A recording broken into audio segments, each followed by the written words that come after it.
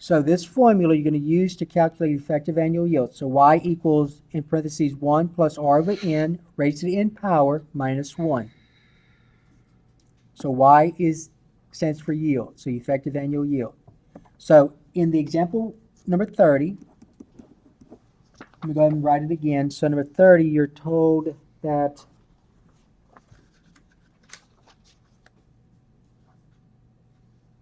the first investment's 8% compounded monthly, and the other one is, it's 5%, right? 5% compounded monthly, and the other one is 5.25% compounded quarterly. All right. So the accumulated value doesn't matter in this case. All you need to determine the effective annual yield is just the interest rate and how many times it's being compounded a year. That's all you need to know. So you're going to say y equals, in parentheses, 1 plus r. What's r in this case? What's r in this case? 5%? No, if we had changed, remember it's 5%. So 0.05 divided by n. Now remember it's compounded monthly, so what's n? 12. Raised to the n power, what's n? 12. And then whatever that is, you're going to subtract 1. Okay, so on your calculator, go ahead and punch that in. Excuse me. Yes. I have a problem here. Are you using working 29 or 30? Number 30. How is it 8%? I put 5, that's 5%. I said 8% at first, and then I changed it. I said 5%. Okay. That's what threw me off.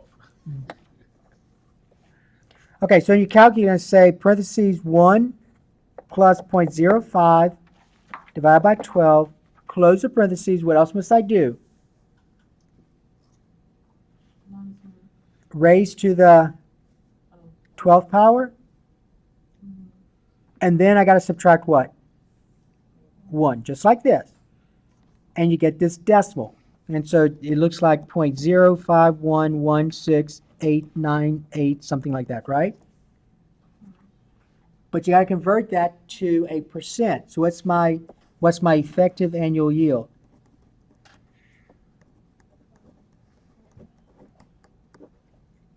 Is what? How do you round this off? Come on. 5.1%. Okay, 5.1%. So an investment that's being compounded monthly at 5%, the effective annual yield for a simple interest investment is 5.1%. Okay, what about this one? Y equals, in parentheses, 1 plus, what's R in this case?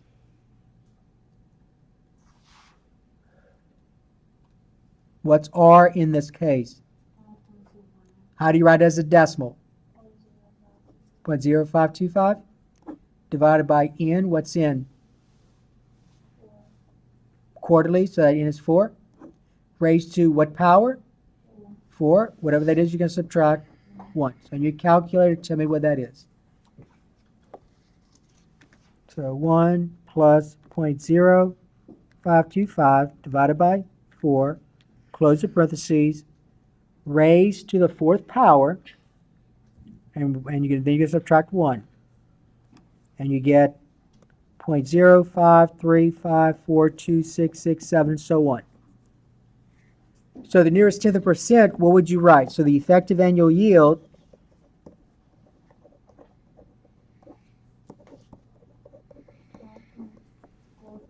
(5.4%).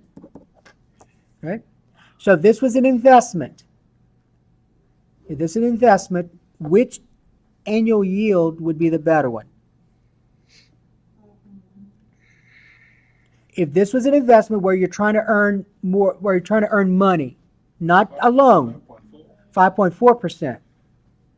5.4%. So the better investment Because it says investment, right? We didn't take out a loan. You're putting money into something to make money. So the better investment would be this one here. I'm sorry, this one here, because it gives you the better annual yield. So it'll be this one. So the better investment would be 5.25% compounded quarterly, since it has the higher effective annual yield. All right, so let's kind of review what we just did. So number 30, you're given two investments. And you weren't told anything about the principal. You weren't told anything about that. Just like in a previous problem where you were given the principal, this time you're not. You're not given anything about principal. All you're told is that it's your percentage and how many times it's being compounded a year. And that's really all you need to know to find the effective annual yield, as long as you know the formula for it. So here's the formula. So in both cases, you use the formula, you plugged in, and then you round it off to the nearest tenth of a percent. If this is an investment and they tell you it's an investment, the better investment is the one that has a higher effective annual yield.